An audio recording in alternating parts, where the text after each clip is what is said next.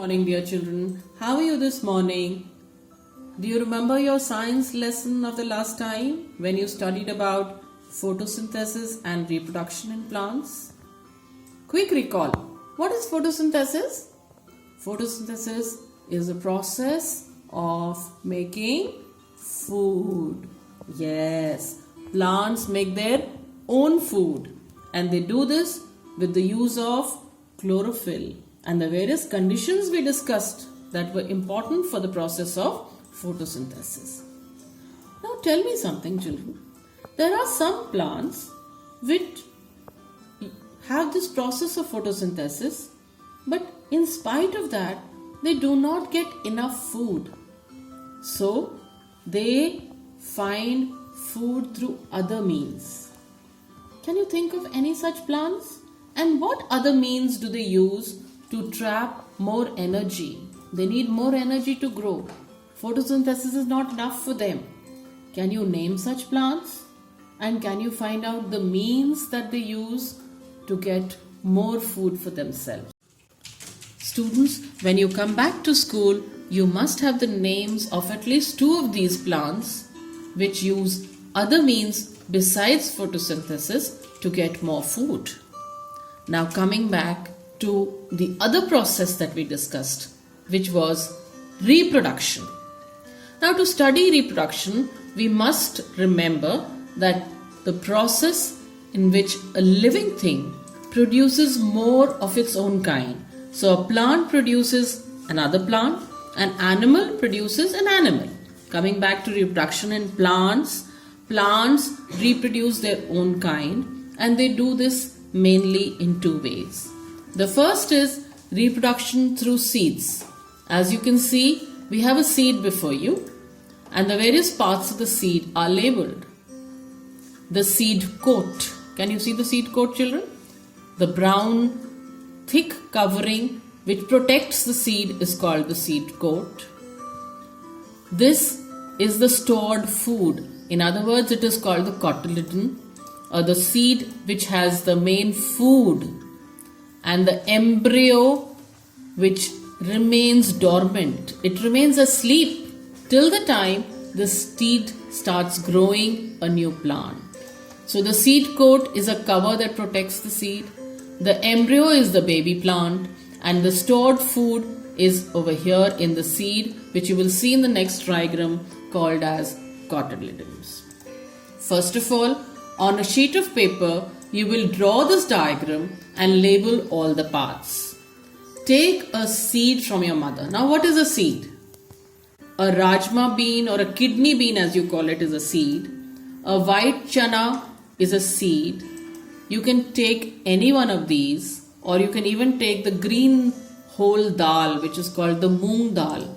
That is also a seed. Take a few of those in your hands and feel them. The hard part you see is the seed coat. Now you must take at least 3 to 4 such seeds. Take 3 separate containers.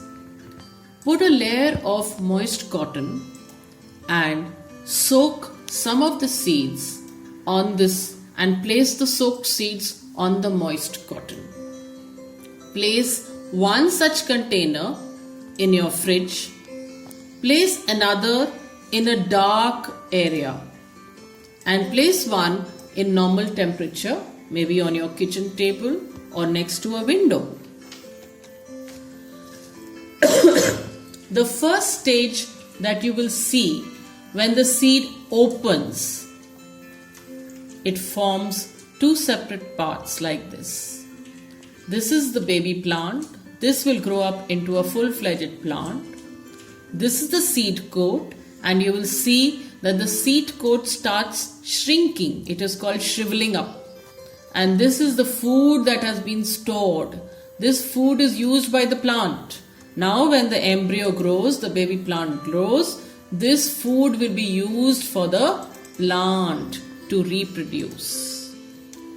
Draw this diagram on another sheet of paper. Now do you remember those 3 containers that you have kept the soaked seeds?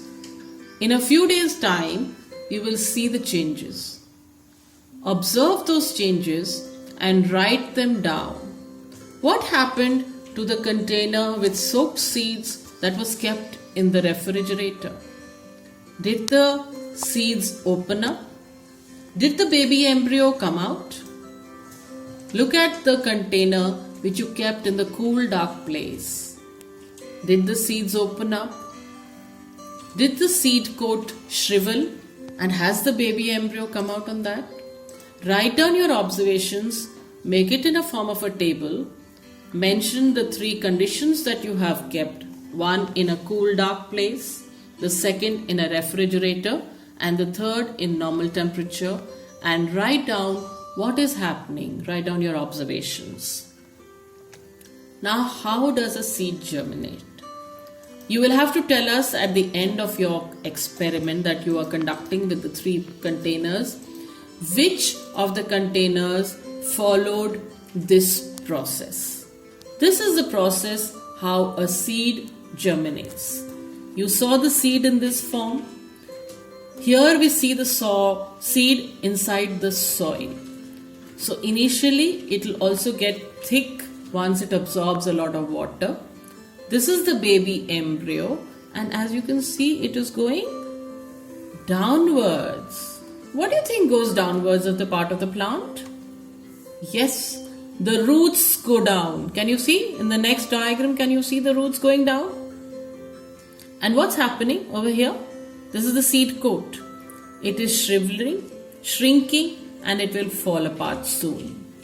Now, as you can see, as germination takes place, this is the cotyledon. The food is stored over here for the plant. Till the plant cannot make its own food, it uses this food. The roots are going down and bigger still, deeper inside the soil. And now you can see that the leaves are coming out. These will be very small, thin, most often light colored leaves. If you touch them, they are likely to break.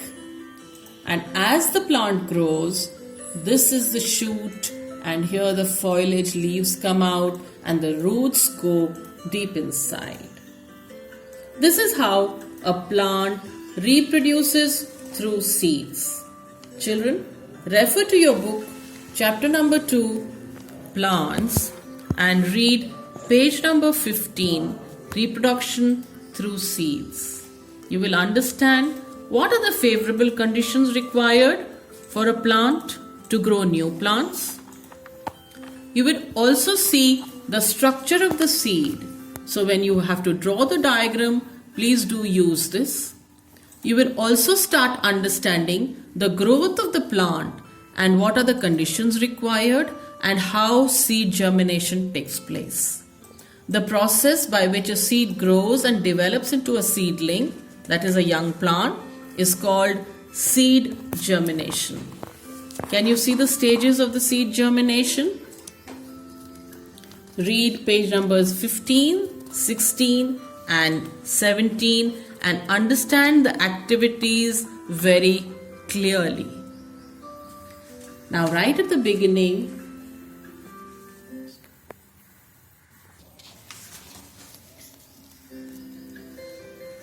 warm welcome back to the world of plants in your general science subject.